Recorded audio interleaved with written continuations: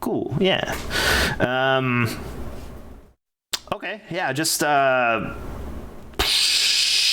he's like trying to look at your clothes and stuff, see how much you have. I have no concept of money in this world. Oh, yeah, I know. Yeah, I know. It just dropped. There's nothing I can do about it. But it will be back shortly. He'll say like maybe. Let's see, the trip takes 4 days, maybe. Some of it in the mountains. 20 silver sphere. There and back. Yeah. And so that would be relatively pricey just for someone to watch, especially because you're providing food and shelter and all of that stuff to this guy. Yeah. Relatively pricey, yes, but it's not gold or anything, right? It's silver.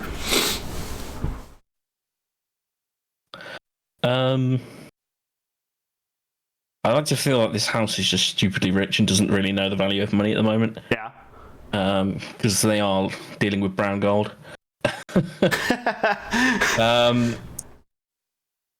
So I think I would pay it. Yeah, all right. He hides a quick smile, but I did want to give you the opportunity to overpay because, like, why wouldn't you? You know. So he's like, all right, I'll get my stuff, and like he just runs off. You know, he's like, wait right here, and he just runs off, and he comes back with like maybe 4 minutes later. Wait, what?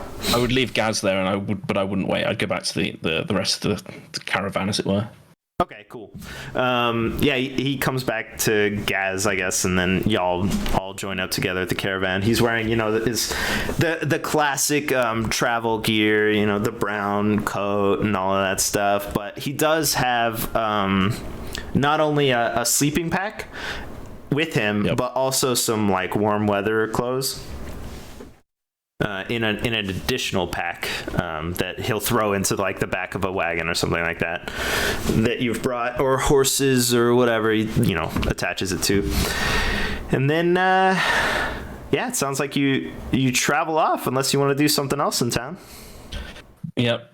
I will what I will do is send one person back with some water samples from the river back to the main office for testing. Okay. This man respects reports. He was actually in charge of this place, so. Okay. So that person will travel back. Gotta have business going. Chances are you would most likely send them to the nearest spot that you have. True. A place, so we can assume it's even less travel time than that. So. I wouldn't wait for that. That would be sort of just business. Right. Someone at that office can deal with that. Okay. Cool. You travel on. It's a couple of days to get to the mountains, then 1 day through the mountains. It's very cold. I will assume that you've brought travel gear, though, because you had a map, so you definitely know what was coming. And then you travel the 4th day and arrive at the Shoals, because that's the one that Alan went to late at night. You come in. There's a typical tavern, I guess, with a couple rooms that might be for rent, or you could just use your camping stuff, your travel stuff, in order to sleep outside for free. It's up to you. I think we'd pay. I'd probably again. Okay. We'd have the money. So. Okay. Wouldn't be anything fancy, but windows. Okay. So yeah, there's an inn that can house maybe. If you bunk up 6 people, we've got 2 rooms and then a smaller room. I can't imagine your party's very big, but it might be. Yeah, I think I would say it's the 2 main characters and then like 6 workers. and then Adam. Okay, so some people are gonna have to sleep in the stable. Yep. Easy enough. You negotiate that down. Let's see. You buy a meal, I guess. There, Alan. Alan's very mad that you keep calling him Adam the entire time. He's like, hey, whatever. Alex, I don't care. Alex. Wow, really? You think you've relegated this guy to bit part? So, yeah, you have, your classic meal where you eat, and it's local fare, and then it's very late though, so you could try and talk to people now, or you can head to sleep, try in the morning. Up to you. I would probably just let the crew have a drink with the locals and collect information for me, to be honest. Yeah, they've been walking forever. And late enough that there's only a couple locals in there. The town isn't very big, but then also the tavern isn't very big either. So you've got a couple of homies just hanging out, but they are sea coastal men who spend a lot of time out on the ocean. So you don't pick up anything too indicative of what might be occurring during them, fact checking and trying to get information. Gotcha. Yeah. So yeah, just start of the next day. All right. Before that, though. Oh.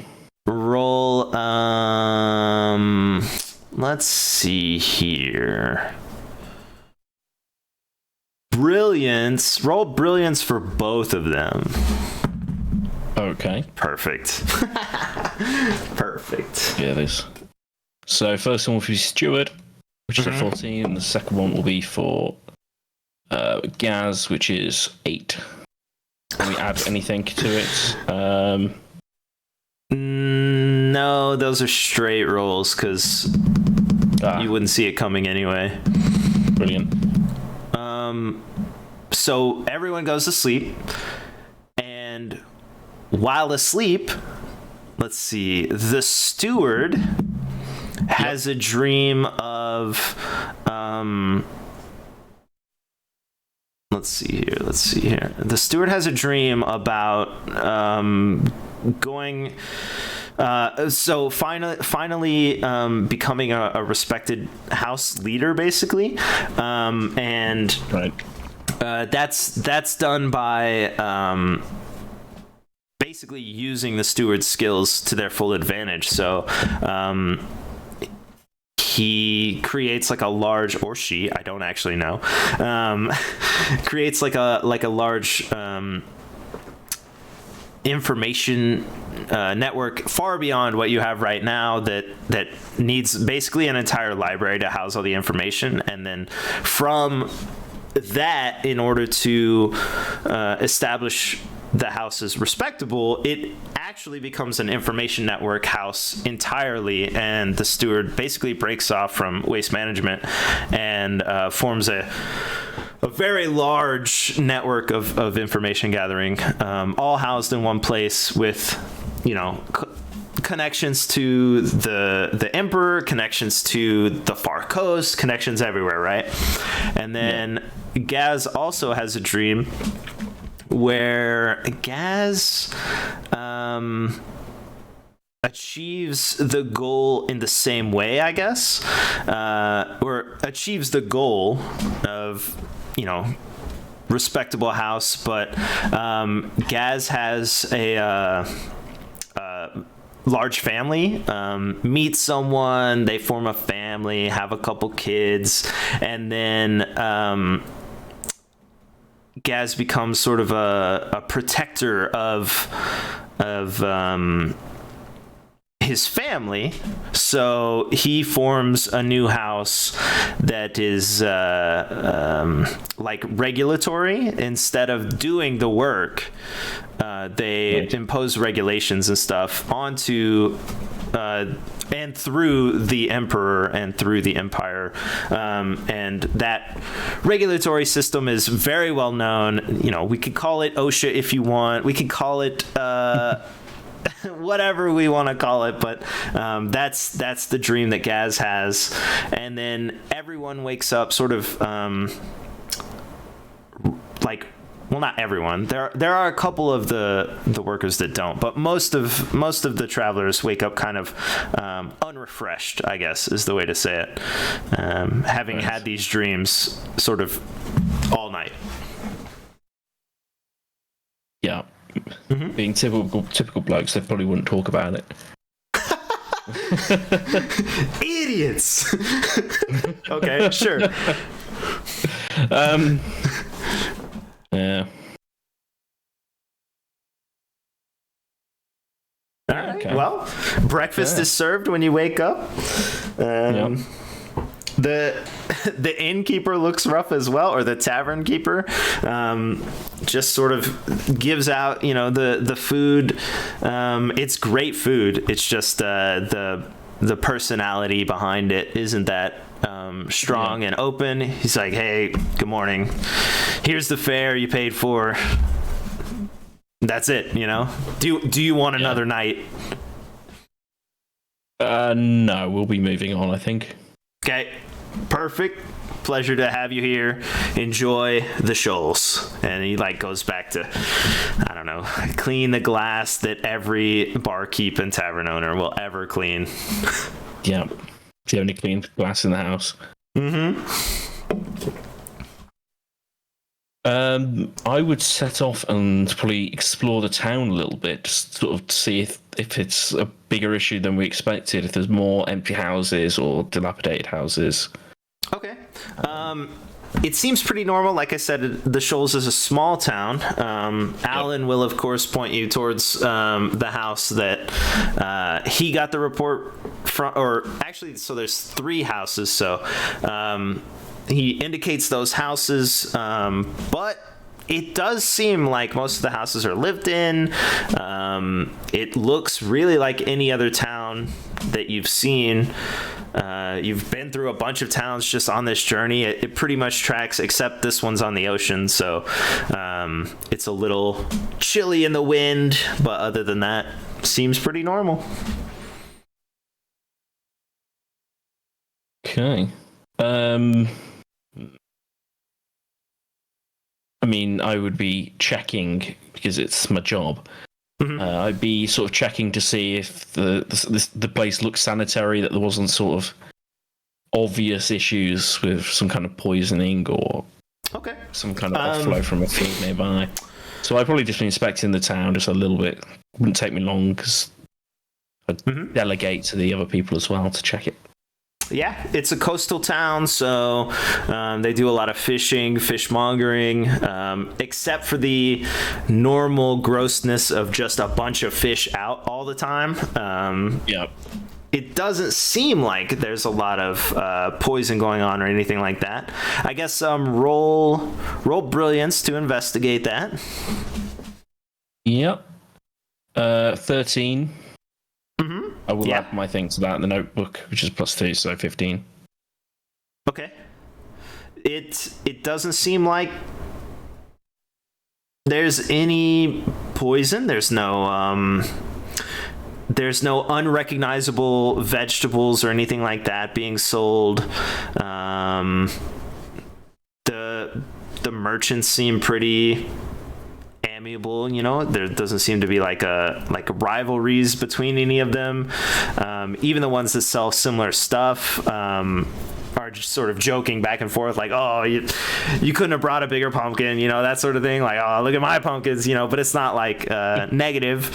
And then sort of everywhere you go, it's just a pretty basic, normal, bustling little hive of them just doing their day-to-day life, making it to the next day.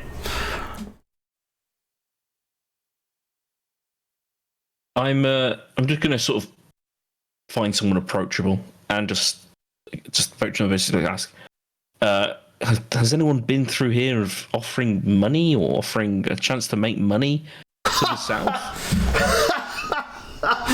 Imagine people offering money here. Well, I heard that some people did leave to make their fortunes in the south. Mm-hmm. You mean the Emery boys? Mm-hmm. Yep. Those two did head off. It's true. You know how these kids are. Everybody wants to bring back the I guess the coin purse, I guess they don't have coins. The sphere purse wants to bring it back and, give it to their parents and make a name for themselves and all that stuff. So the Emery boys did head south, yeah, but, that's what kids do. Nobody's walking through and offering money, though. That's crazy. Are you offering money? He's like serious all of a sudden. Are you offering money, though? Because no, I'm not. No? I was looking for the person offering the money. And you want to buy some fish? Speaking of money.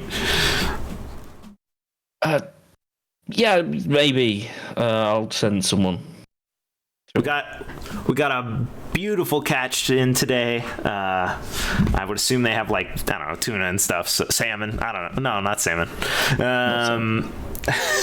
Tuna, tilapia, perch, whatever those things are. So this is a fisherman from one of those boats that have come in and stuff from their early morning fishing. So he's got a catch, and you chose to speak to him, I guess. Yeah, he just tries to sell you fish. I politely excuse myself. All right. Maybe I probably will resupply anyway here. So okay, makes sense. I'll tell one of the guys to go and buy fish from him. But cool. I think I would then I'd probably just head south, try and pick up the story as well, and try and pick up the trail to this next town. You're welcome to, but just to make sure, Alan did point out 3 houses that have. Oh right, yeah. All right, I'm knocking one of the doors to one of these houses. You hear like a voice from inside. 1 moment, It's what was that? Sorry. 1 moment. That is too high pitched for your microphone. Oh, is it? Oh, it's probably Discord doing junk. Yeah, definitely. Voice of video. 1 moment. Okay, that came through. Okay, it was probably just because I was leaning back because I didn't want to be too loud. All right, so this woman opens the door and she's like, hello? How can I help you? Hello. I was just asking after your sons down to the south. Obviously they said that they're going to explore a wonderful opportunity. Have you had word from Jacob and Steve? No, I was meant to catch up with them, but I'm not quite sure where they went. Oh, are you friends of theirs? Come in. Let me get you. And she's like bustling around. She's like super excited, right? She's like, come in. And acquaintances, she washes her hands. She's, I'm Emily. I'm their mother. Obviously, you must know. You must have heard of me. Yeah, come in, sit down. Let me get you some tea. And she goes off, starts making tea, and she just starts telling you, that they've gone to the south, that they're gonna make money and stuff like that, and bring it back. She's just glowing the entire time about her kids. How they just super excited that you're here, telling you random stories about their youth and stuff, just talking nonstop, so excited. Yeah, okay. I mean, yeah, trying to take back control of the conversation. I'm probably failing. I don't have the. She probably has a much higher presence stat than in her house. Yeah, probably so. Yeah. So yeah, she'll say. How how do you know the boys? My boys? Did you say? Well, they mentioned something about obviously they were in contact with us about some business. Business. Oh, yeah. You met them, I guess, on their travels. How did they look? How were they? Oh no, well we spoke through letters. Yes, before they left, I think they sent them off. They learned to read? Amazing! Wow, I can't believe my boys are reading and writing. Oh, this is amazing. Well, I didn't send them any letters yet, so this is why I'm here. Oh, okay. Okay, so you... They sent me one. Oh, they sent you a letter. Okay, wow, they're reading and writing. This is amazing. Yeah, I can't believe they're doing so well. Well, yes. Yeah, sure. Okay, that's... Yeah. Yeah. Oh, okay. Perfect. But I do need to meet up with them quite soon. Yeah. They were always talking about heading south and starting their own sort of business together. One of them, being the sort of information side. That would be Steve, of course. Steve is an analytical mind. You wouldn't believe it. And then Jacob, of course, handling the day-to-day gritty stuff. Oh, I can't believe they're doing so well. Amazing. Well, yes. I mean, that's absolutely why I was interested in coming all this way, of course. So you're from the south, where they went? Oh well, no. I'm not from the south. Just came. Not that. No, I'm from the I'm from the capital. That's how far this has reached. The capital? Wow, amazing. Okay, at that point you might need to roll brilliance because that's incredible. It's true. It is true. You are from the capital. That's true. No, I rolled horribly there. I rolled a 2. Yeah, Emily probably would keep going. With ignore the signs, as it were. Just amazed that her sons are doing so well. Did they send word to me? Was I mentioned? Did they need anything? I could send them something. She's like looking around to see what she might be able to send to her 2 sons. No. Look, I'm sure I would. When I meet up with them again, I'll make sure that they know you're very, very worried, and you do want to hear back something from them. Of course. Okay. I brought some people with me, so I can send one of those back with a letter as soon as I catch up with them. Okay, perfect. Trying to escape at this point, just force-fed tea and biscuits. Yep. Yeah. She's like pulling out cookies and junk. Yeah. The plate is constantly full. Just trying to escape. We're presents of 15. Just socially dominated here. Well, she'll probably keep you for quite a while. Tell you stories, like I said. But eventually, I think you would escape. And at the door, she's like, "Oh, be sure to make sure they have coats and make sure." Well, I'm sure if they're doing so well that they're probably planning ahead. But Jacob always was forgetting his coat when he would run outside. So if Steve isn't around, he won't remember. So make sure he's got a coat. And definitely stop by. Again, you're welcome anytime. You could come by. We could talk about things, talk about the boys, anything you want. But definitely come by, Absolutely. Okay, perfect. Next time I'm this way. Thank you so much for the good news. Thank you. Amazing. And she shuts the door humming, like. Yeah. I think the steward in this case will just look tired. Look exhausted. During your conversation, she made no mention of any specific place or any specifics at all about what the boys were going to do or where they had gone, to the point that it seems like they didn't know. Yeah. Mm-hmm. So I think at this point, I think I would just not want to experience that from any of my other houses and just probably want to head out. The steward is shook. Very much so. Okay. You said you're heading south after this town? Yes. So yes, same direction. All So right. to the next town where the other person went south. We will, before you get there, man, a lot of your rolls are brilliance, but you're like trying to solve this thing. So yeah, I'll go with brilliance again. Yeah. Okay.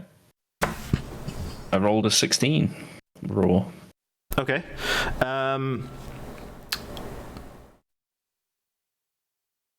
In your journey south, you find on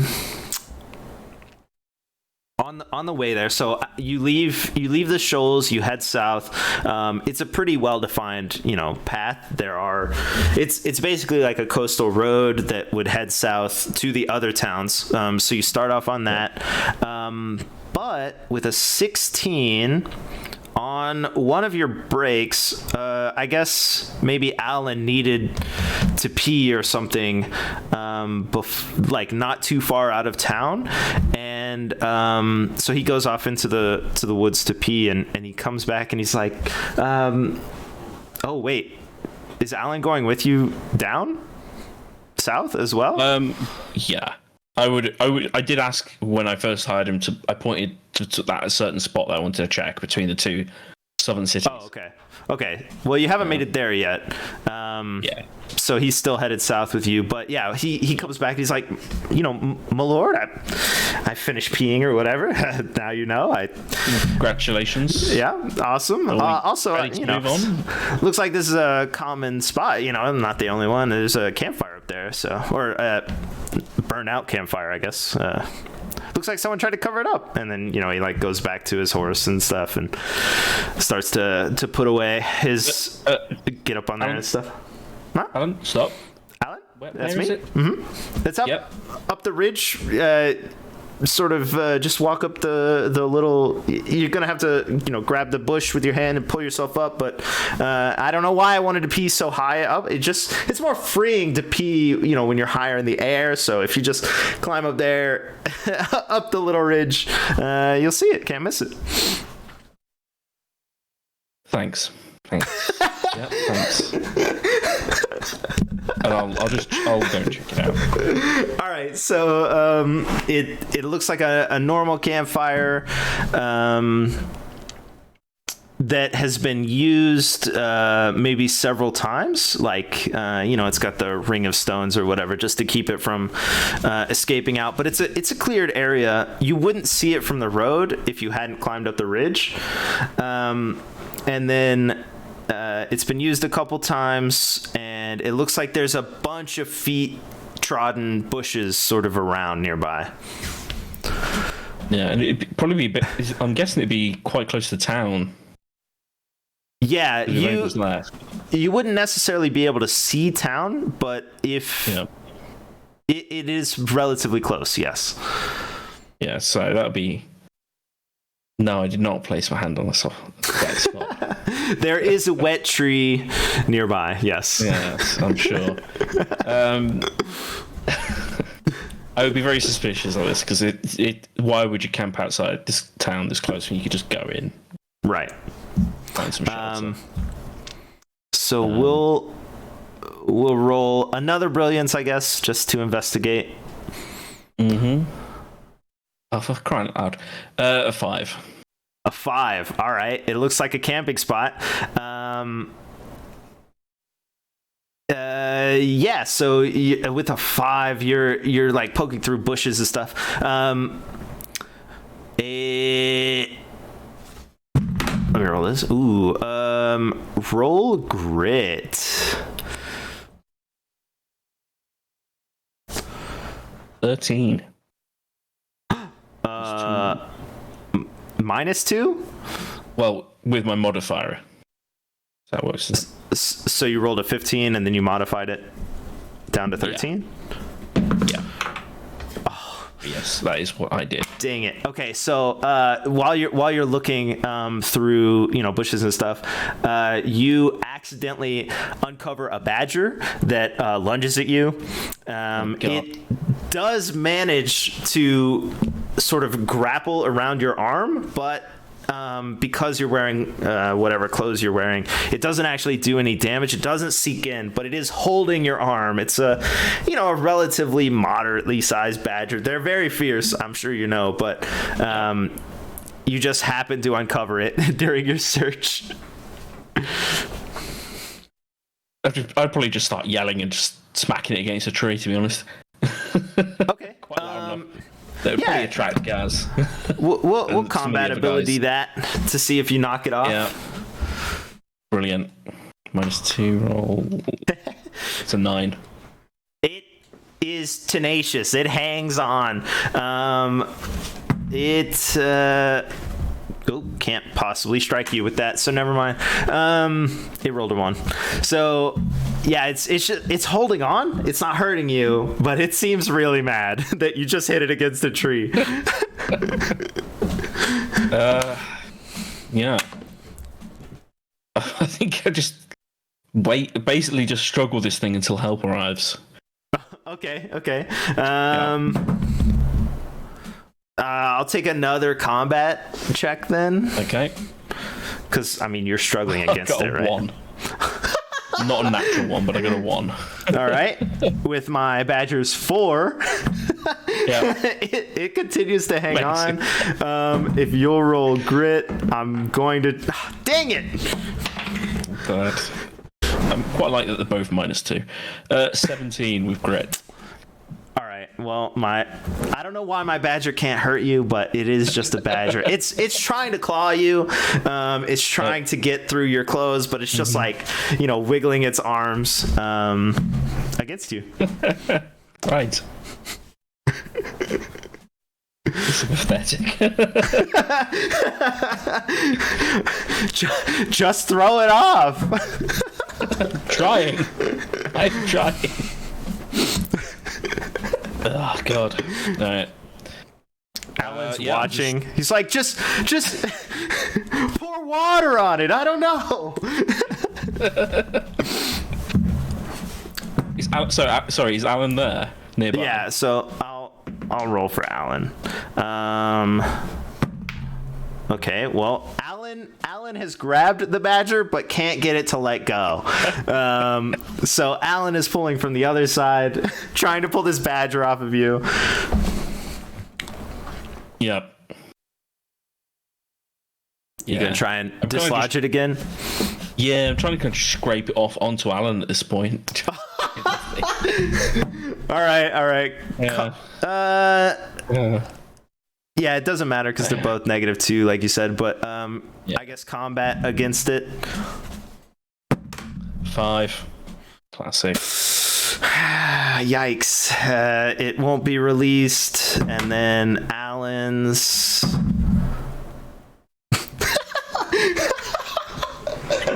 That's not a good sound. Wow. Okay, Alan can't get it off either. How I died to a badger. Well, it can't do any damage either. I keep rolling 1s, so it's not going to affect anything against your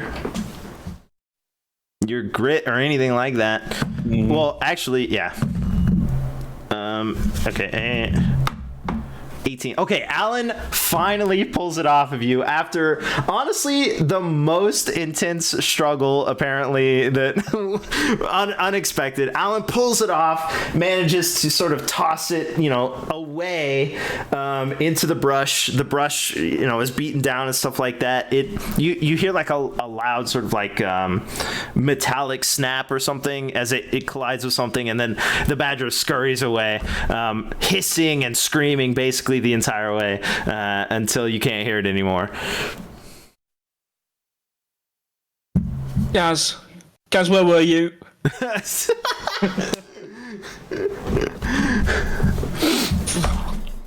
What was that noise, by the way? What was that? Alan, did you drop something? No, I've been over here. He checks. He makes sure he's like, oh, I've got all my stuff. He's got his I mean, he left everything on the horse, basically. Yeah.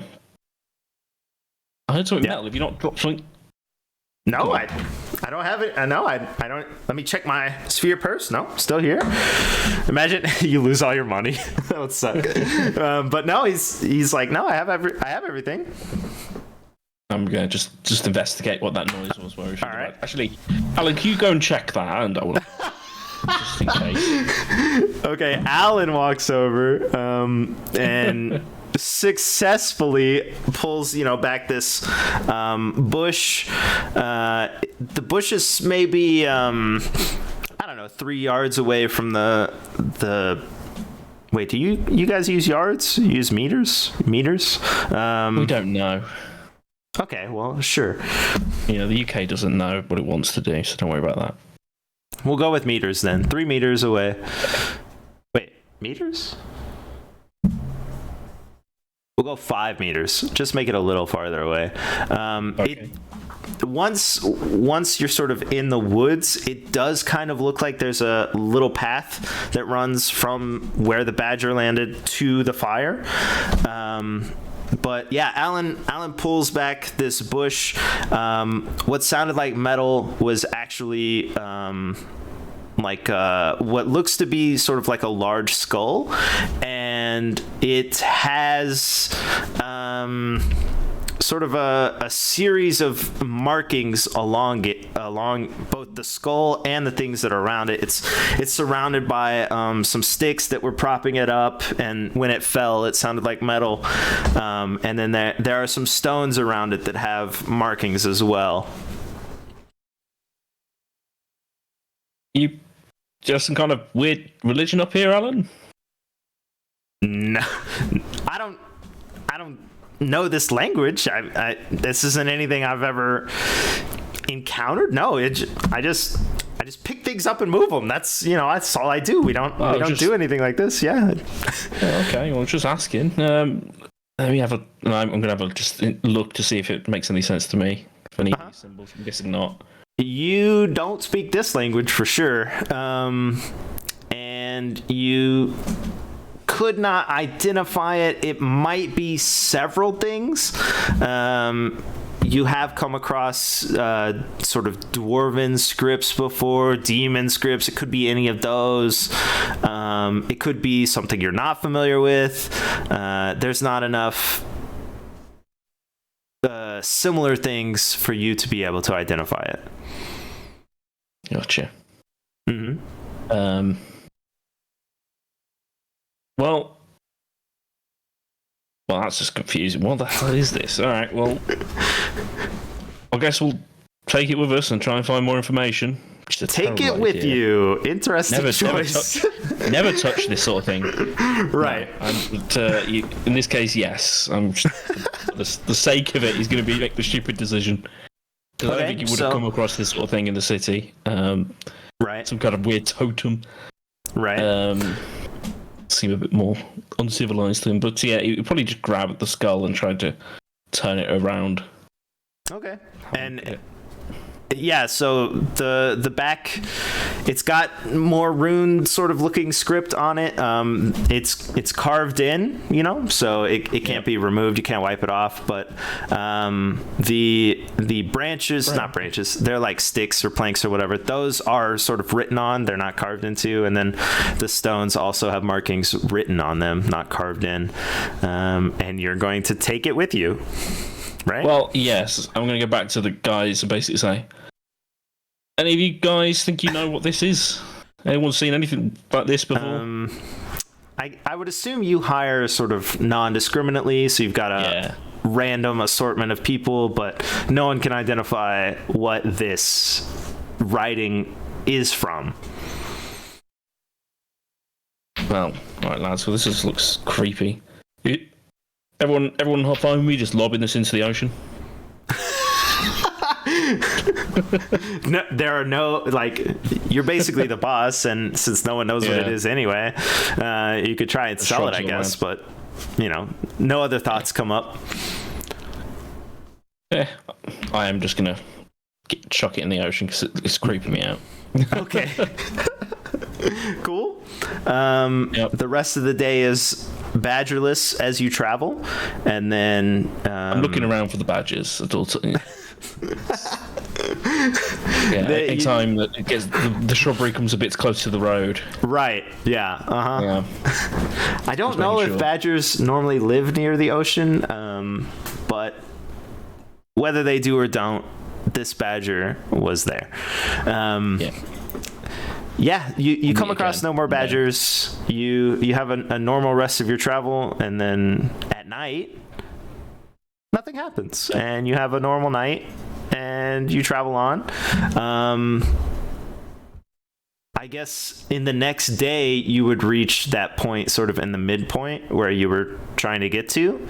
Yeah. So it's sort of uninhabited, I guess. There's no like town here. You want to just like somebody search went north and, the hill or something?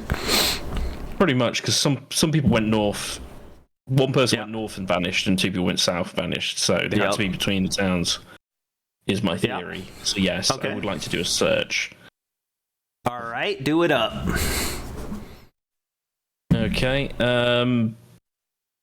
Which one is that going to be? I'm guessing just brilliance again. Mm-hmm. Yeah.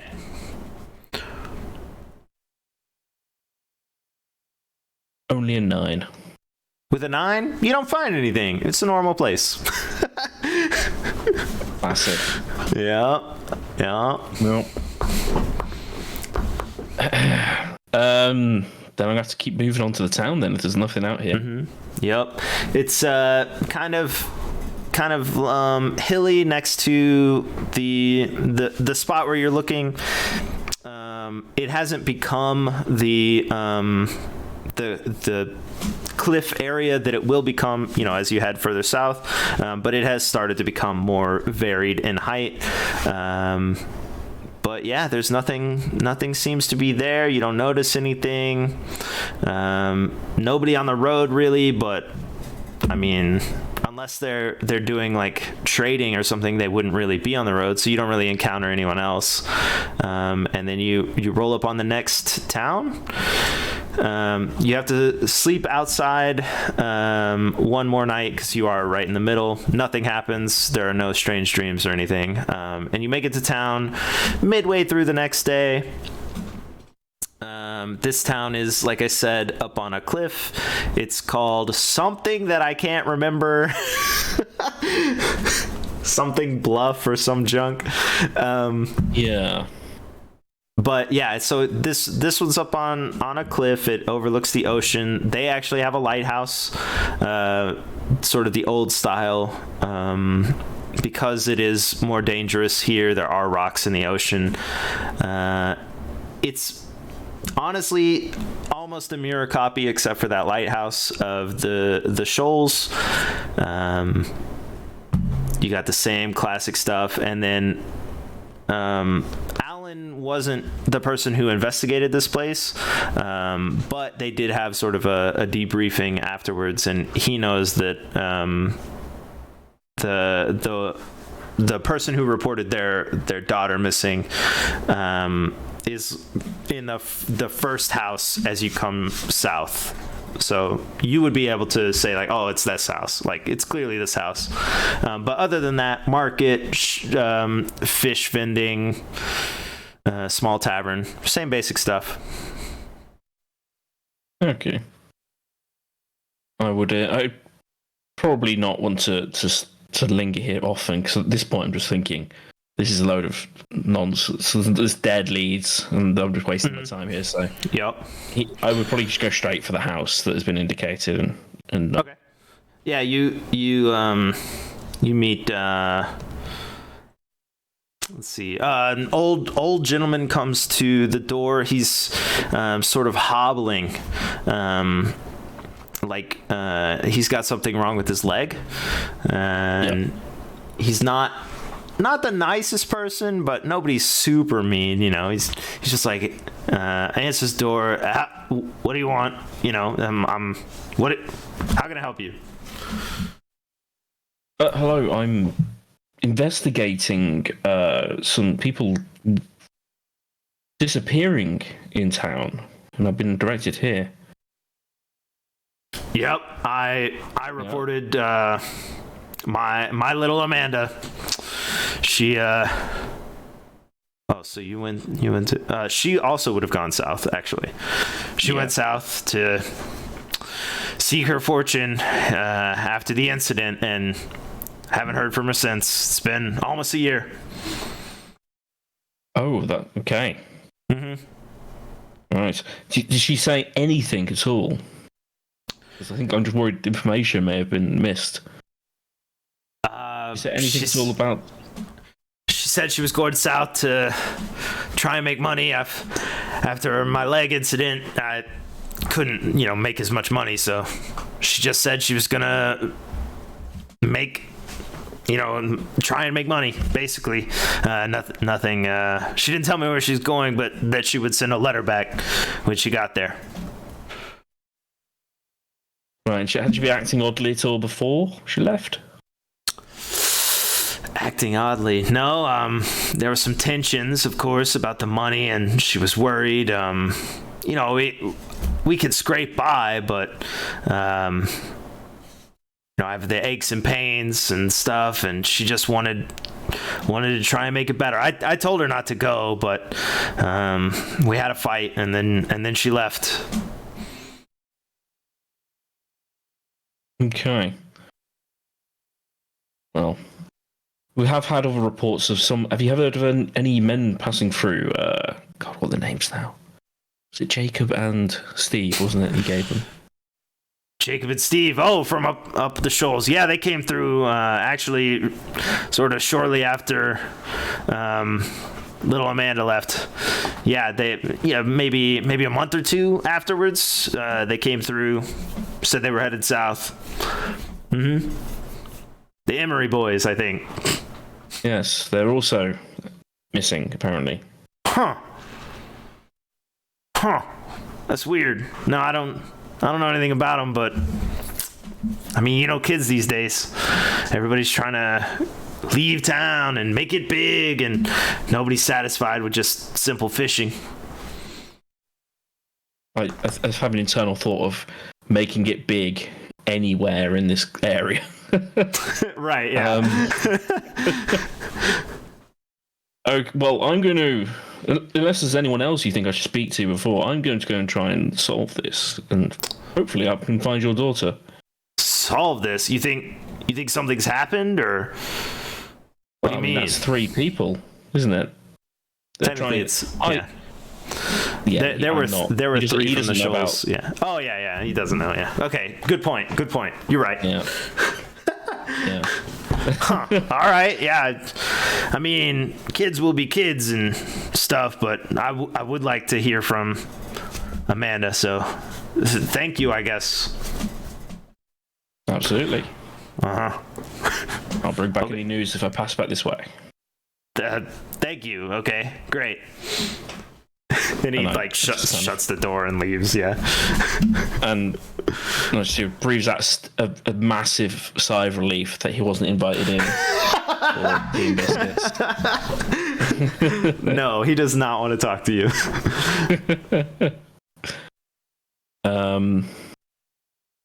Again, I kind of just look to see if there's anything weird, but I'm guessing it just looks like a normal town still. Yep, definitely. Yeah. So it's the midpoint between this town and the one further south that I'm really suspicious of. Gotcha. That's where right. People started disappearing. So you're gonna head south again? Yes, I am. Are you staying in this town, or are you like leaving and probably just restocking and moving through? So you don't sleep in this town? Well, now you've said it, I know what you mean, but no. Well, I gotta make sure. No. Okay. Let's see. Midday restock. So you're gonna have to camp. Yep. A little bit out of town, but yeah, you would be. Okay. Yeah, you gotta roll. You gotta roll brilliance for this night. Okay. twice actually for each of them. Yeah, I got it. 6, and what's his minus to brilliance? -4. God. Both are 6s. Wow. Yeah, good. Gaz has a dream about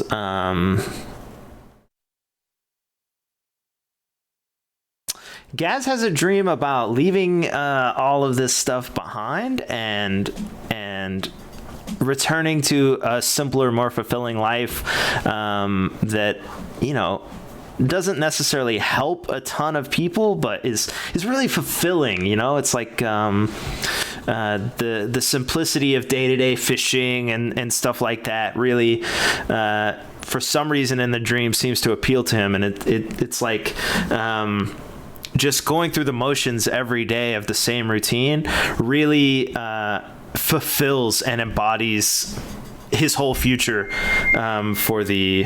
throughout the dream, and it feels great. And then Tibby, who still has no name, has a dream about, has a dream about discovering some ancient ruins. Maybe it's the skull and the weird writing, or maybe it's this adventure that they're basically on being unfulfilling, but has a dream about, you know, hearing a rumor about a temple or something, an ancient ruin, and going and delving deep into it and discovering hidden rooms and all this stuff. So the dream is very adventure-y, and he's recognized throughout the Empire as being one of the great adventurers. People study him in books and stuff like that throughout the coming ages.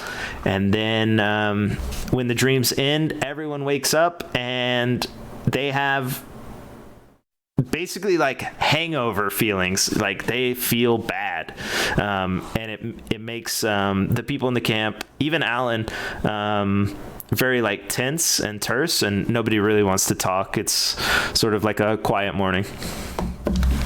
Yeah. Oh, what the hell was that?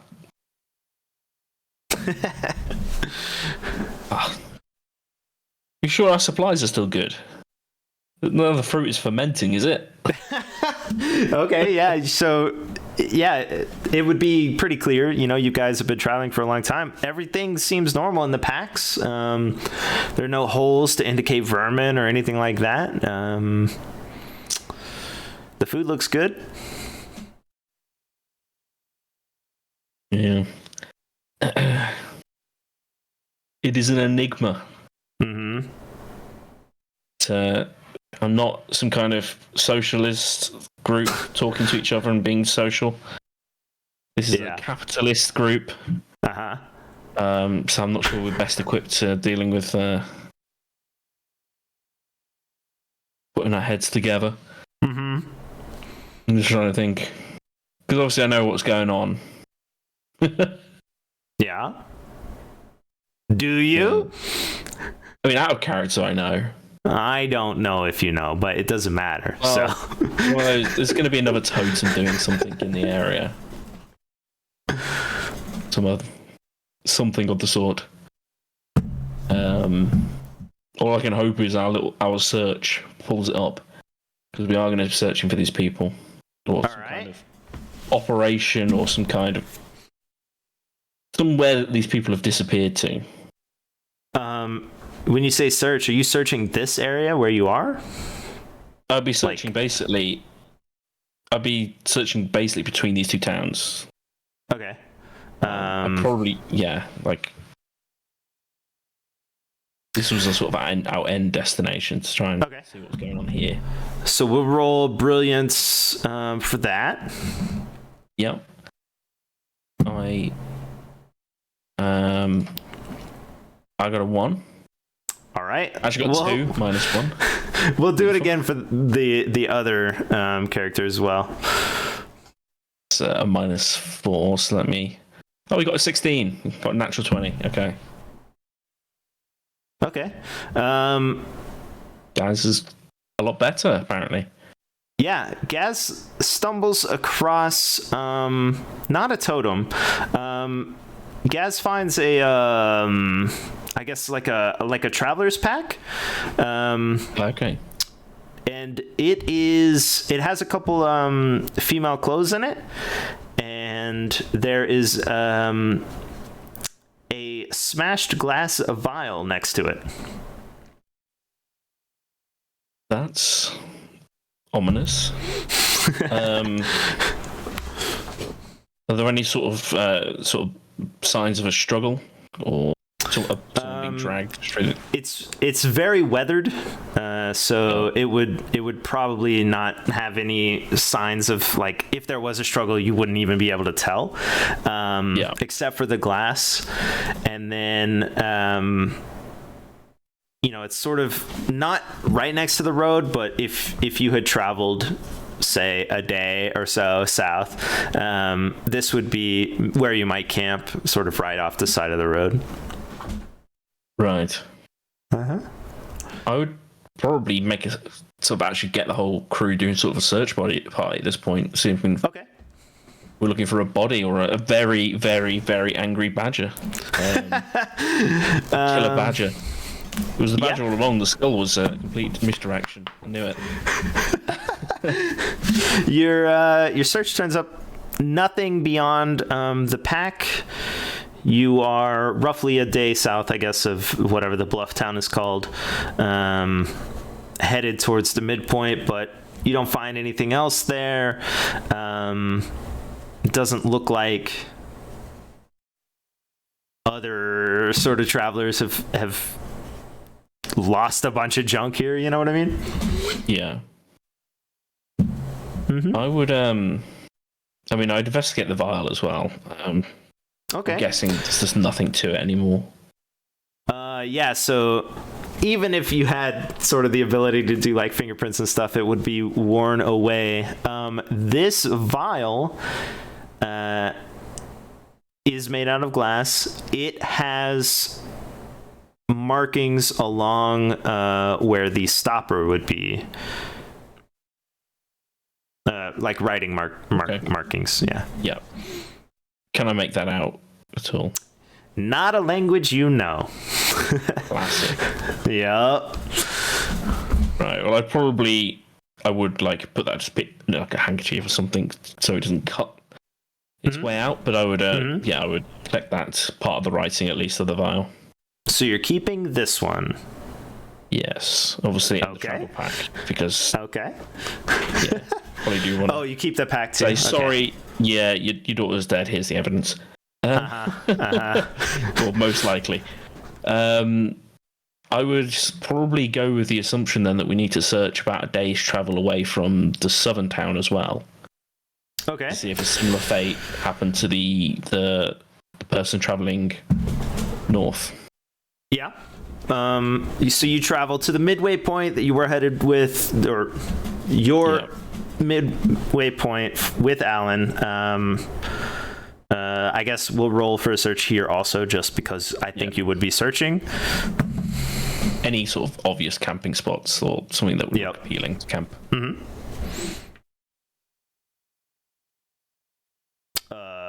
If you'll roll brilliance for that, yeah. Just one works. Oh, I got a 2. You guys are blind. Yeah. I'm going to roll for Gaz just because I need to. He gets a 14. All right, nice. There are several camping spots, along the way, as there would be, but nothing sticks out as not normal, I guess. You have made many camping spots that look similar to all of these along the way. Somewhere to sit and eat is basically all you need. And then as you head south again, outside of whatever I called the lowest one that I can't remember, but I'll have to go back and find all their names and put them on the map. Was it Bayside or was that the northern one? Bayside. Yeah, but there's no bay. Right. But it does. This is a more classically beach area. pretty beach, sort of down along the coast. No longer the rocks and stuff. Sort of paradise, I guess you would call it, if your job wasn't fishing and small town life. But when you do your search, let's roll brilliance for this area. Okay. 12. 12. Sure. Well, 9. Mm-hmm. 9. This one, let's see, 12. You know what you're looking for, and you have been searching pretty much nonstop. I think you would find a very recently used camping spot that seems hidden, like the one that you found way up north. This one is hidden in a way that, if you were burning something for a fire, it wouldn't be seen from the road. And the only reason you sort of stumble upon it is because you knew that you were looking for something hidden, so you've changed the way you're looking, you know what I mean? But yeah, so you do find a fire that's sort of hidden. Okay. I'm going to look in nearby, sort of around the perimeter, to see if there's anything set up like the totem was, or sort of a badger's throwaway. A badger's throwaway, exactly. Yeah. All right, cool. Another search, please. Oh, good. 3 from a steward. 10 from Gaz. So. All right. 10. I mean,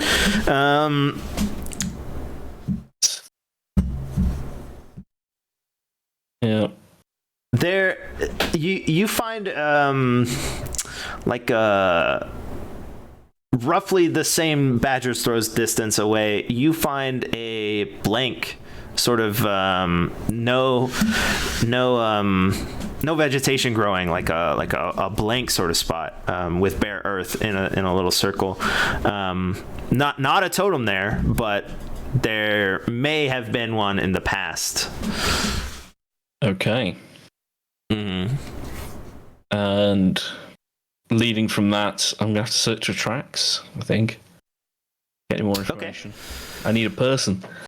You need a person. Yep. Sure.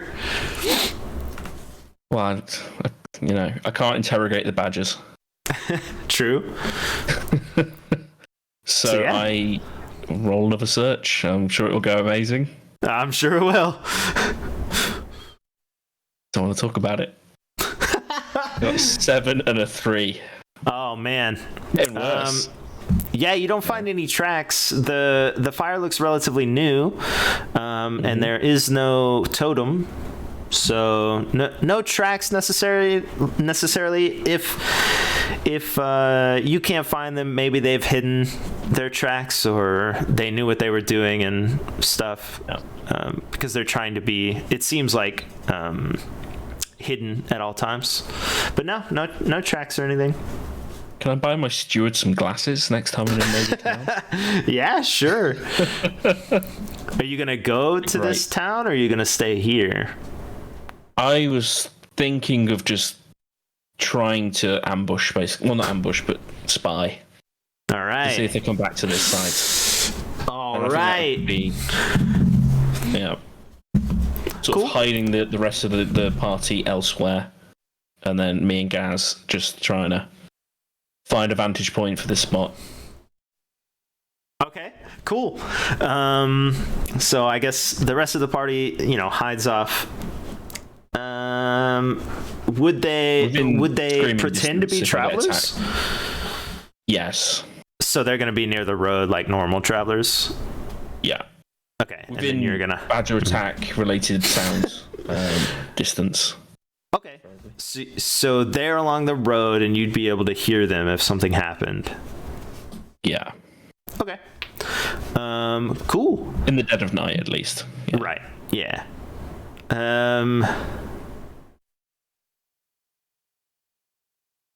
Now, what would that be? Let me roll something real quick. Oh no. God, don't say that. You and Gaz bunkered down. Where do you think you're placed around this campsite? I would assume that this campsite would be sort of uphill from the road, because generally roads bit bottom of hills. So I would assume we're trying to be uphill from it. Okay. So we'd be able to look down and see the campfire. So we wouldn't even necessarily need to be close enough. Just somewhere that we could see through this natural obfuscation of the campfire. Okay. Roll presence for both of them, because you're trying to hide. That's not normally, I don't think, what we would roll, but it's more of like a whole situation kind of thing. Yeah. Oh, that's a -5. So I got an 11 for Gaz. Mm-hmm. And a 0. An actual 0 for okay. Perfect. 5 - 5. Perfect. This is not negative. It could have been negative. Okay. Tibby and Gaz laying, I guess, down, sort of hidden, or maybe sitting, who knows, trying to hide. The night goes on. You're looking towards the campfire, where it would be anyway, trying to pick up on anything. Sort of relatively late at night, the moons come up.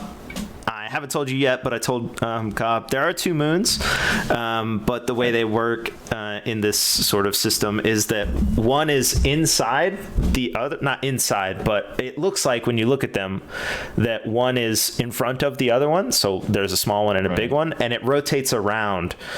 So the way you tell the time of the year or whatever is where the front moon is based on the back moon. So it rotates like that. Okay. Anyway.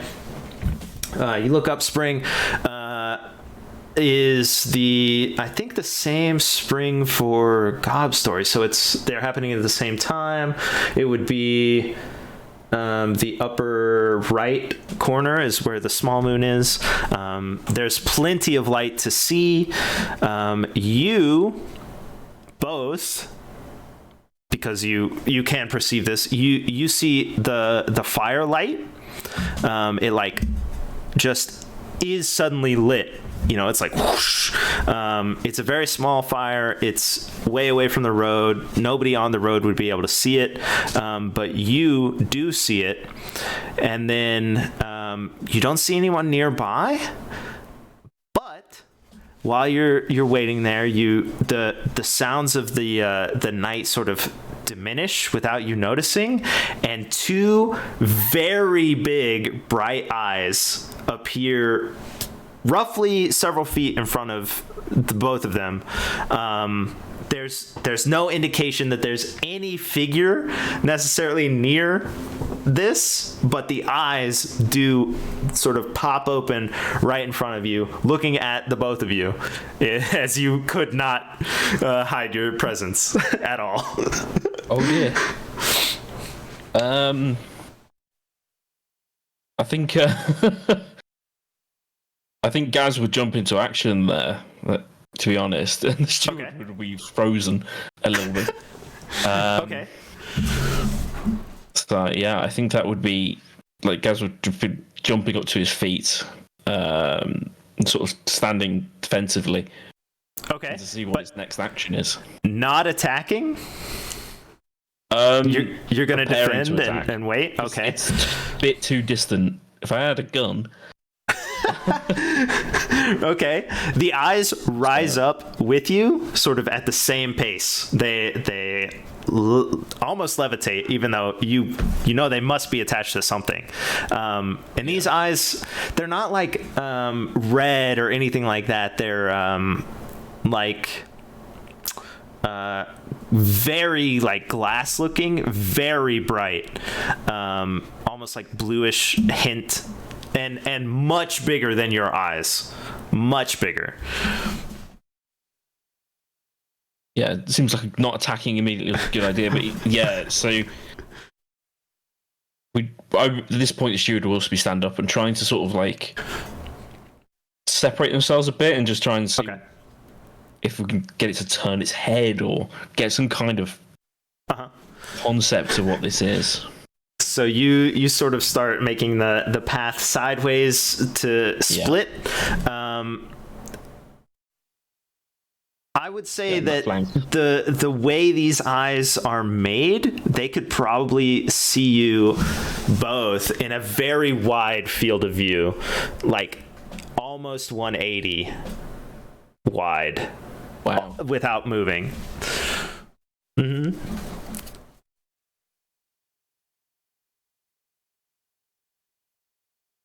Huh. In over my head, I think. Yeah, it doesn't seem like a plague. No. Or a dodgy business operation. Or ambushing travellers. Definitely something messed up. I think Gaz would deal with this as he has dealt with all problems in his life. And at this point we'll try and punch it. Okay. And just basically tell the steward, get out of here. Get the rest. Ooh, okay. So, combat ability roll. Yep. My rolls have been amazing, so this is going to go amazingly. I got a 4. Oh, all right. Well, actually, you miss. I've got items, but it's not going to matter much. So combat ability 5. No. You miss. This thing will strike at you because it definitely did not like that. So if you'll roll grit. Okay. I need to change that to a plus. My God, changing something to a plus. Got 11. So this thing connects with you. Oh wait, let me see. It doesn't hurt very much. You take a point of damage. The way health works, just by the way, is tied to grit. So 20 again being average. Your modifiers just from your grit stat by themselves also modify your health. So Gaz would have 21 health. Right. Takes a point of damage as it feels like something sort of spongy, I guess, hits into Gaz's chest. It's spongy is the best way I can say it, I guess. It's sort of like a strike, just like a boing straight into his chest. Okay. I think you just sort of grunt at that, to be honest. Like, what the fuck? Yeah, right.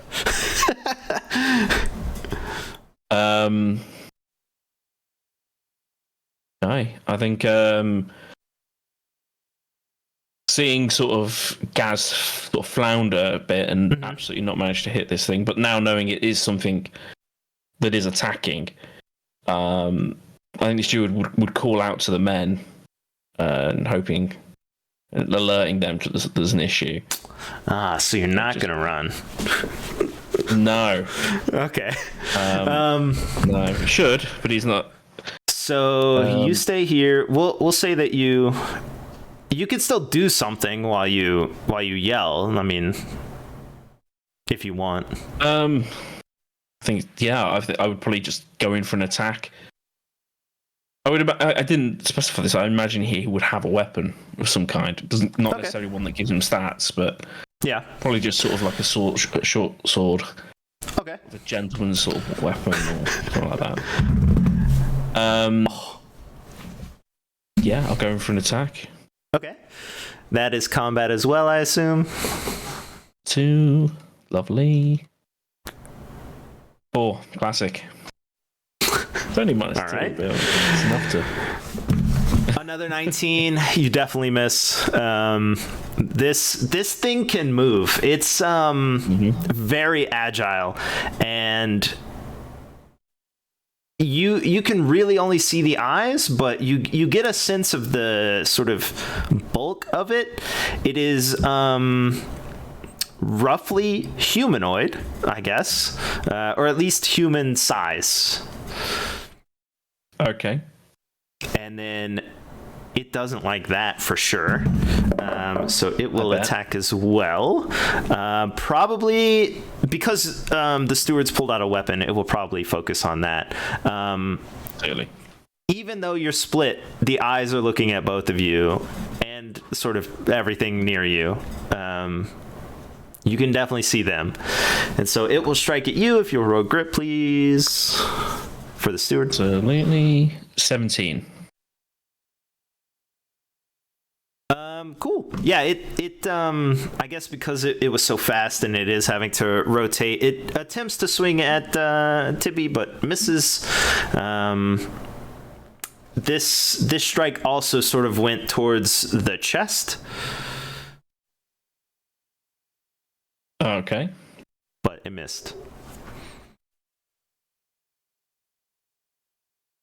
Yeah, I think at this point it's just keeping up combat while we're hoping reinforcements are coming. Yeah, so your distance would be... Let's see. It's 60 feet, 60 feet, 20 yards of movement, which either one of those. Per round, which is 3 seconds. So assuming you yell the first one, they're probably several rounds away. Yeah. But yeah, if you wanna try Gaz again. Yes, I do. I definitely use tackle. Try and give me a bit of a bonus. Okay, cool. I don't think grapple would apply right now because there's nothing to really grapple. He doesn't know what he's facing. Right. So let me just do a combat ability. I'll just do a raw one and then add the modifiers myself. 12. Okay. When Gaz jumps at this thing, he connects and he I guess roll damage too. It's a 6-sided die. Oh, bear with me. 3. Plus your shoes, which I guess may have involved somehow in this. Yeah, good kick. Oh yeah, sort of like it's a tackle, but feet first, because you don't know what it is, right? Yeah. How much damage did you say? 3 damage. Roll. 3, so plus 1 is 4. This thing does sort of go down. It feels like a balloon with ribs, I guess, is the best way to describe it when he kicks it. And it makes this like terrible, let's see, you kick it. It would sound like like that kind of noise, but dear God. Okay. Shorter, I guess, like all compressed together in a sound I couldn't make, I guess. And yeah, it's going to bounce away, crouch, and then it's next in combat turn because Tibby comes next after that. So it will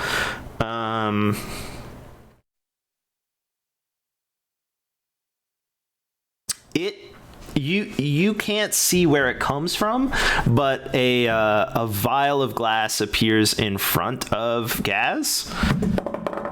Okay. And so it will be striking against Gaz. If you will roll grit. Certainly. Let's do presence, actually.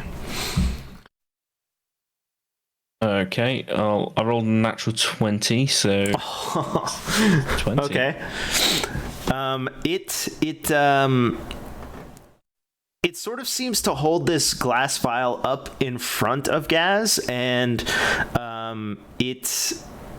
there's like a pressure, sort of, is what it feels like to Gaz. But because of the like falling nature and the way everything has played out, it's almost like, I guess, if you had a vacuum and then it like went to the side and didn't suck in, you felt it, but it moved to the side, and you hear like the moving noise of the people headed towards you, sort of a bustling noise as they come through the trees and stuff. And then it will be Tibby's turn. Okay. He's going to use unexpected violence with combat attack. Just start stabbing like crazy. Okay. So that's a 9. 1 sec. Oh my god, natural 1. Never mind. Okay. Hey. The swords are coming at it. It's off balance or recovered or something. It's hard to tell in the dark, but it has sort of moved to turn towards Tibby, and it's holding the vial more towards Tibby now, and sort of ready to handle whatever Tibby may bring towards the thing. But it's Gaz's turn first. At this point, so I think I could use grapple to try and just stop it doing whatever it wants to do with this vial. Makes sense. Sort of just pin it to the ground and just try not to let it move that arm or whatever appendage. Mm-hmm. So that is a +4. So I'll roll that. That is a 8 - 1 +4. Maths. That's 10. It 14. So it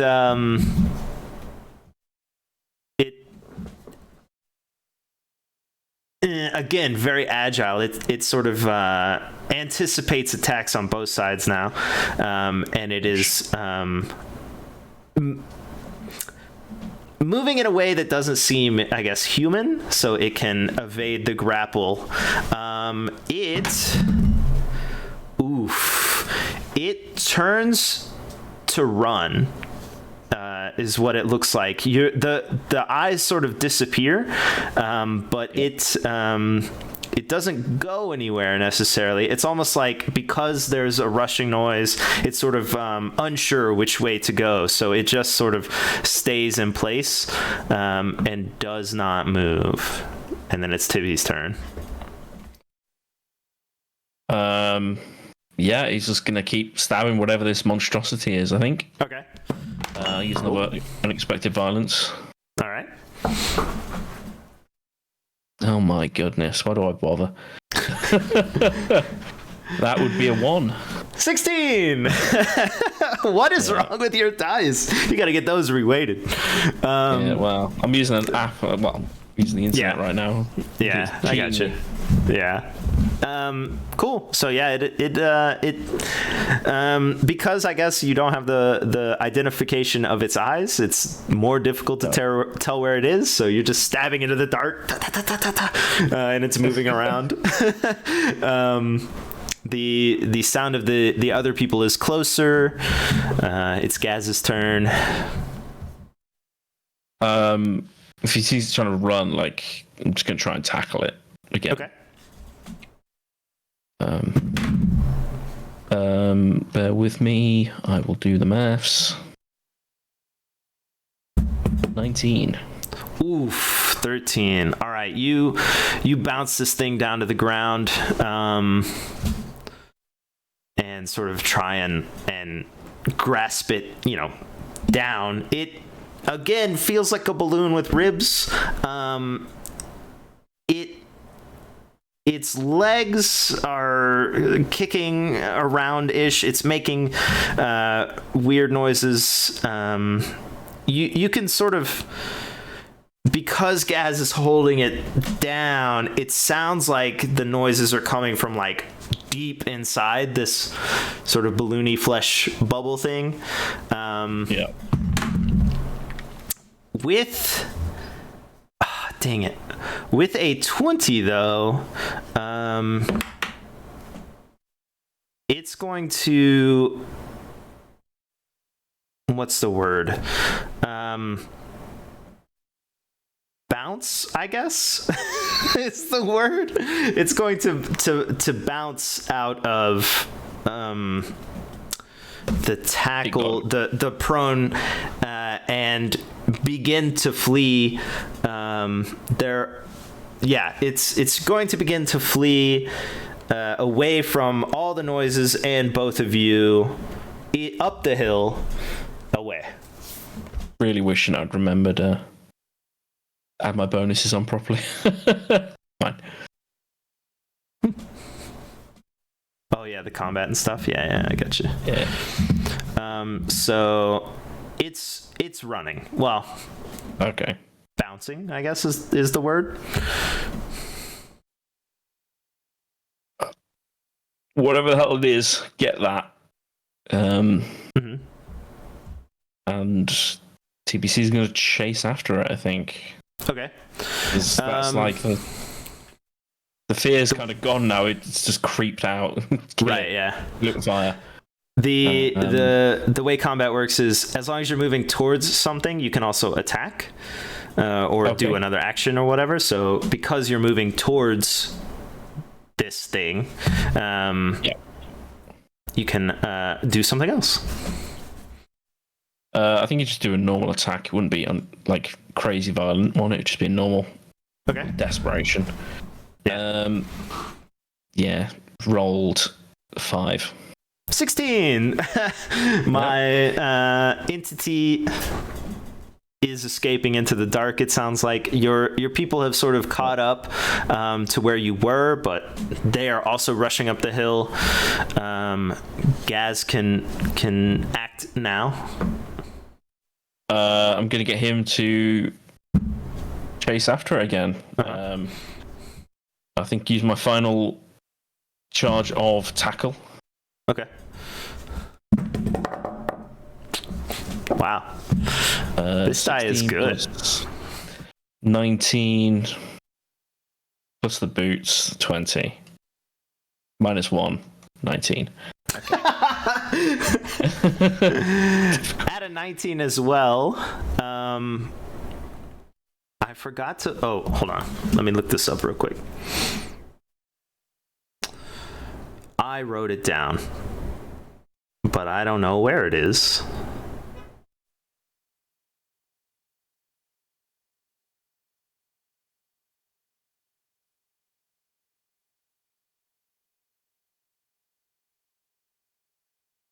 What have you done? Ties are half damage. So, if you'll roll damage against my entity, rounded down. 6! Holy snap. That's without the boots. That adds damage. Okay. Yeah. So 4.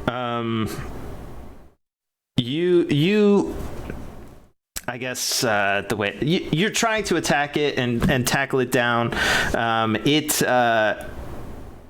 it rolls with you. You know what I mean? Because you do hit it, but not for full damage or anything like that. It's dark. It's a scramble, and it's just going to continue to try and run. It does successfully make it. I would. Oh, what?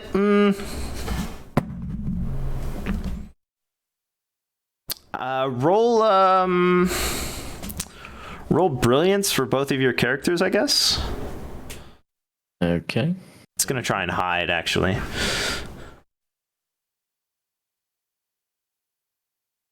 Gaz got 2, and TBC got. Let me look in the history. Sorry, 1 second.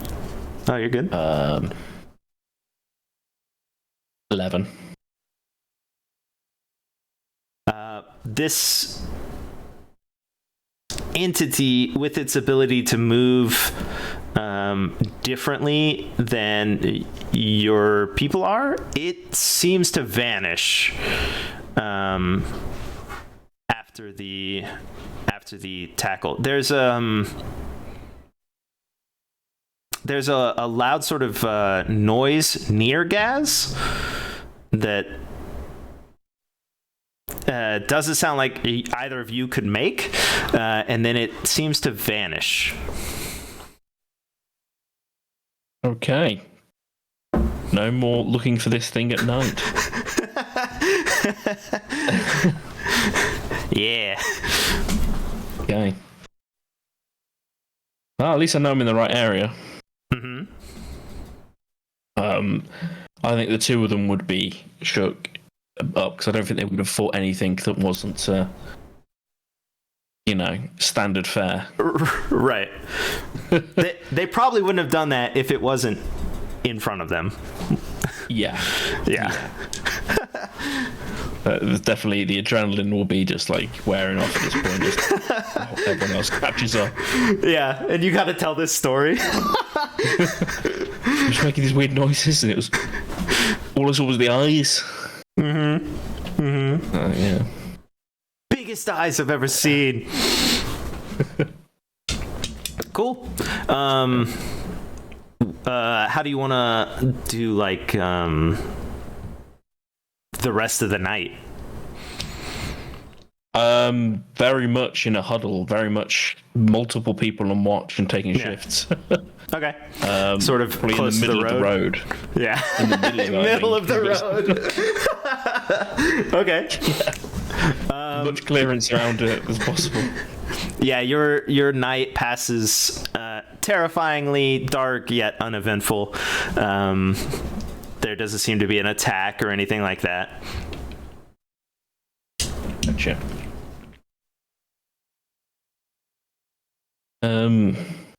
Yeah. I'm not sure where to go from there. And to be honest, it is getting a bit late on my end. Yeah. If you want, we can wrap up the way I did for Gob as well. I do know it's late, so I could just give you the sort of plays out information, like the prologue or whatever, because this thing is gone 100%. Yeah. It has what it wanted, and it's gone. I would assume that you would search for something. Yes. You will find in that area a couple more of these vials. That's really the only evidence you have in this area. There isn't a totem there. It either had already taken it away or hadn't placed it, and because you're sort of near a town, you go into town, you're like, hey, do you know what these vials are? No, nobody knows what this junk is. So on your way back, you can report to all these people that all their loved ones, well, you can't really confirm that they're dead. You didn't find them, basically. You did find female clothing, but other than that, you don't know where they are, right? Would you want to follow up on the water results? I think that would be. Yeah, I think that would be I'd probably get a report as I was passing that through. I'd be quite distracted. Okay. But I mean, he some normalcy. I think would be appreciated at this. Yeah, so Stu is very level-headed and would be interested in setting up a sort of contract for the branching into the meadow area, the fields. You basically would have a rough alliance between your house and a lot of the fields area, because you're actually providing a service that makes sense, not necessarily oh, your water's bad, but because you provided a report, Stu would be interested in using your services when it's necessary, keeping his riders and drivers and porters safe and everything. So I have this giant, well, it's not giant, but I have a little map of all the houses. And so what what it is like connections between all the different houses, right? So if we do these with a bunch of different players, they'll all have connections to different people, different houses, and yours would definitely be tied to not only the capital, but also to the Meadowsea folk and everyone they sort of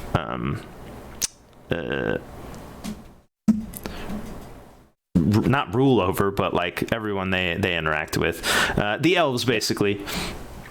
And then because you're going back to the capital,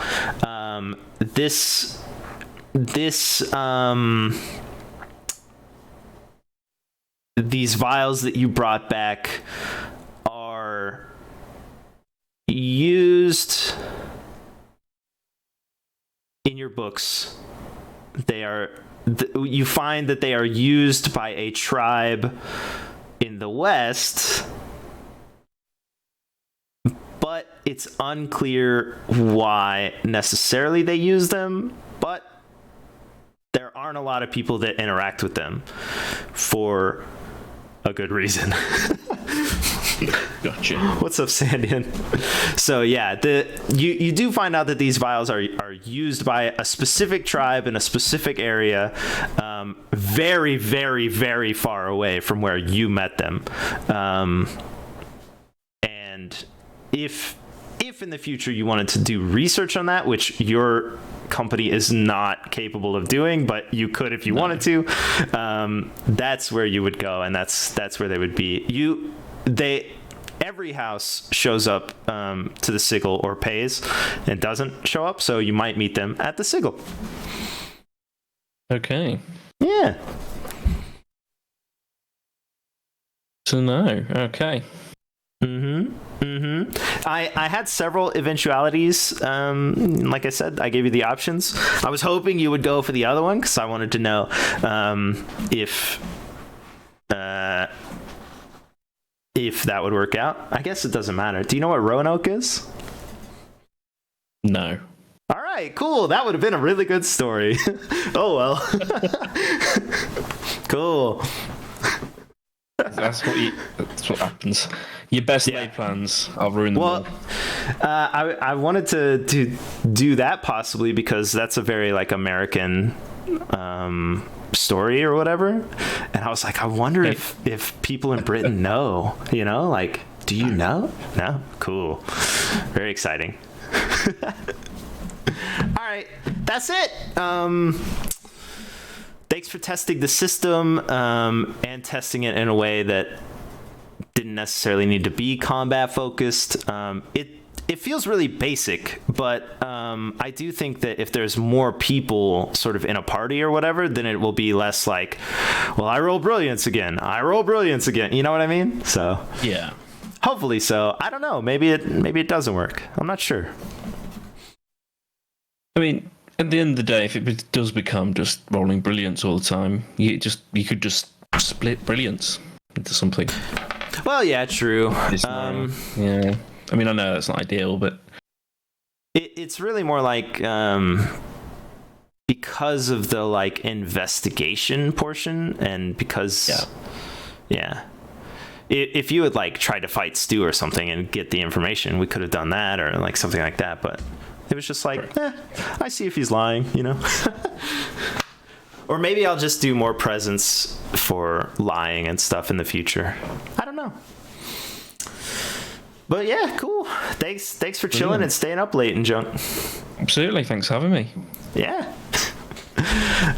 Cool. I gotta go as well. I'm gonna keep this. Goodbye.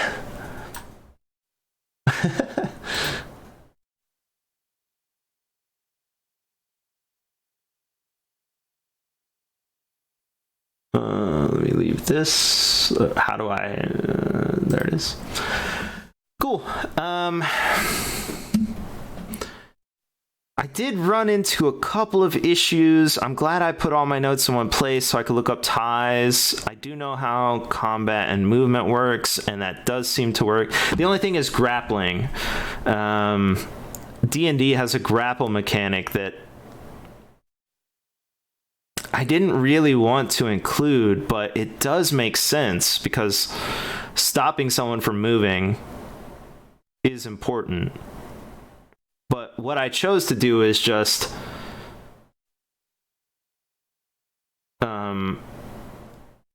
move instead of attack. So I think that maybe if you're grappled or you're pinned or something, maybe you can do one or the other. You can, and I think that's how D&D plays it too. You try to escape or you try to attack, but I think it should be you do escape or you do attack.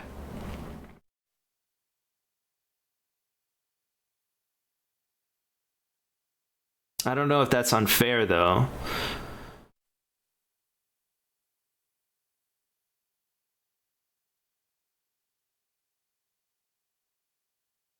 Well, if it was one-on-one, then you would always just attack because you're just continuing the fight, right? But if it's like 2 or 3-on-1, you're pinning them so that someone else can attack them as well. I've been trying to avoid advantage also because yeah, the grapple will always do damage because it's whatever it is, right? Like maybe it's Wonder Woman's lasso, and or like scorpions get over here, or any of those things. They do damage. The other person either damages back or tries to escape. The thing though is, like if I grab someone in a bear hug, someone else is standing behind them, attempts to stab into them, like it would be easier because they're just right there.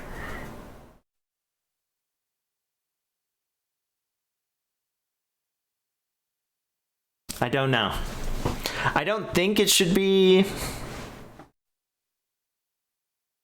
disadvantageous. The only disadvantage I have currently in the game is long range attacks.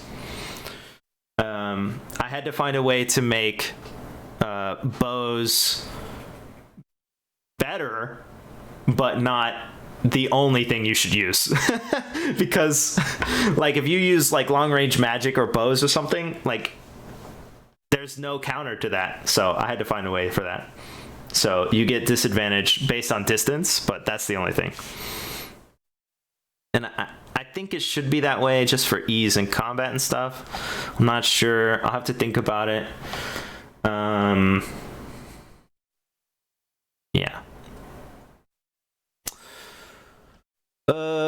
Where's my map? I'll put the things on the map real quick. Let's see here. And the reason I don't have them labeled is because... Wait, hold on. Do I have them labeled? Oh, no. Okay. I didn't want to give away anything. So... How big is this dot? Is it this one? Wait, what the?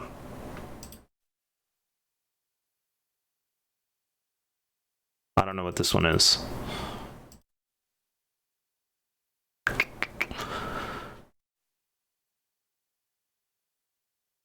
This will be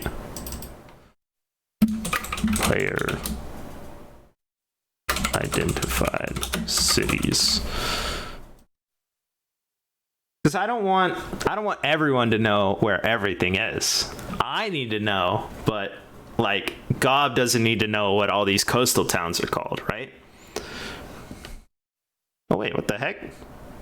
How did I lose?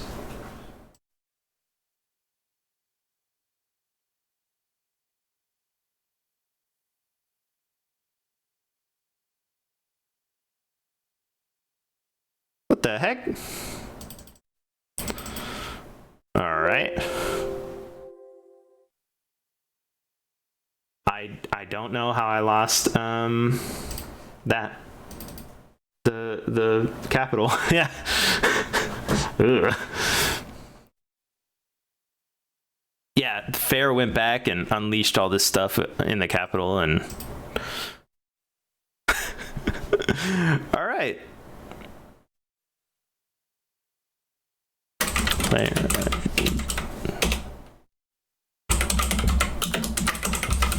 Player identified cities.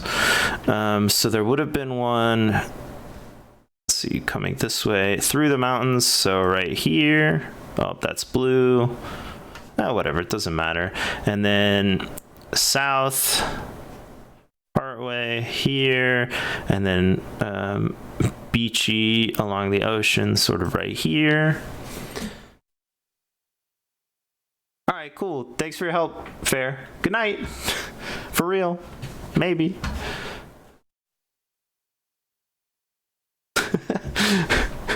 Right, got it. This one's called the Shoals.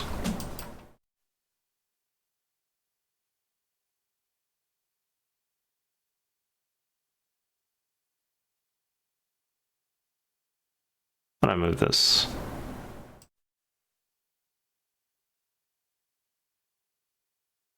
That could be smaller, but whatever. Actually, how do I edit this?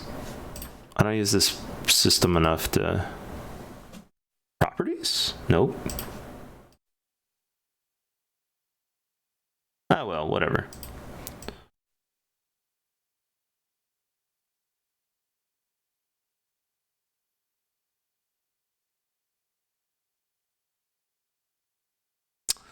This one's called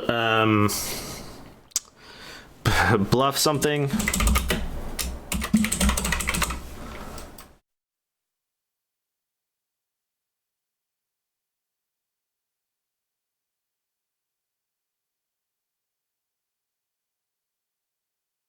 Oh, they're both here. What? Why are they both here? That's weird.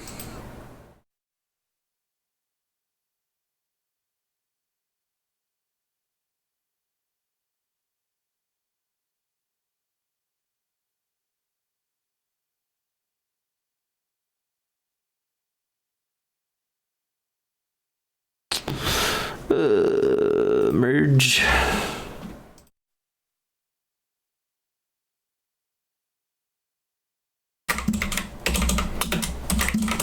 Bluff something.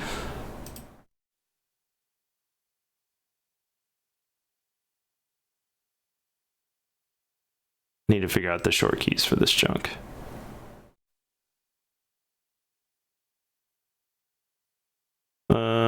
Bayside.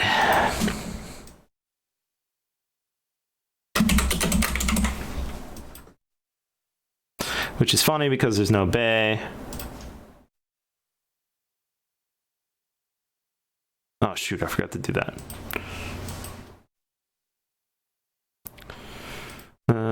We'll merge this down. I don't know why.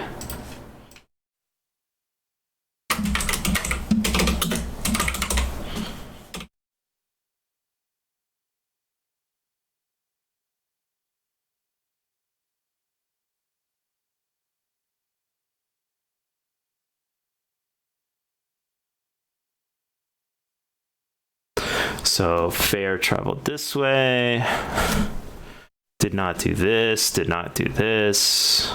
Dragon, come up here. Left something, traveled down. There's a path through sort of right here-ish. We'll do like a light color pen. Path through the shoals to right here, through the mountains right here. Perfect. Oh, and then we have, actually, you know what? Let's make it a specific color and we'll put roads in. Roads that we know exist.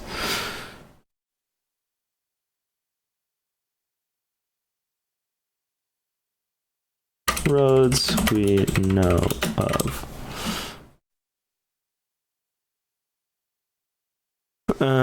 That specific color should be like solid dark brown.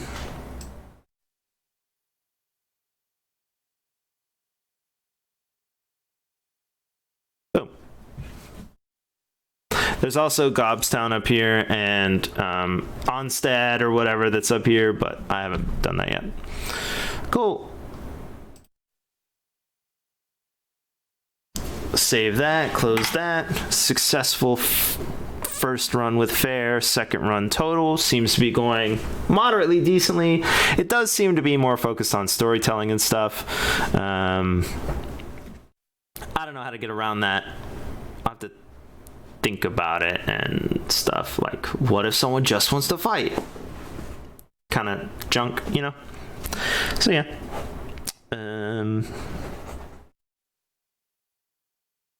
Cool. Thanks for chilling. I'm gonna go. I guess I'm gonna feed my cat who's attempting to sleep in a shoebox right now.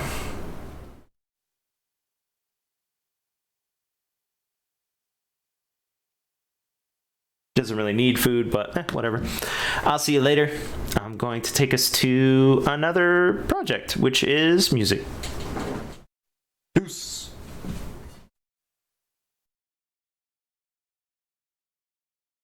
Have hearts.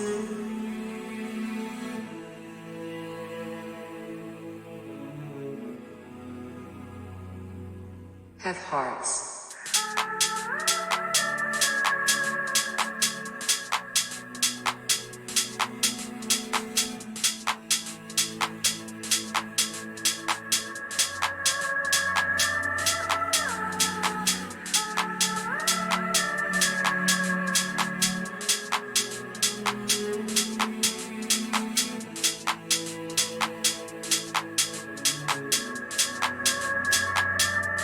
Have hearts.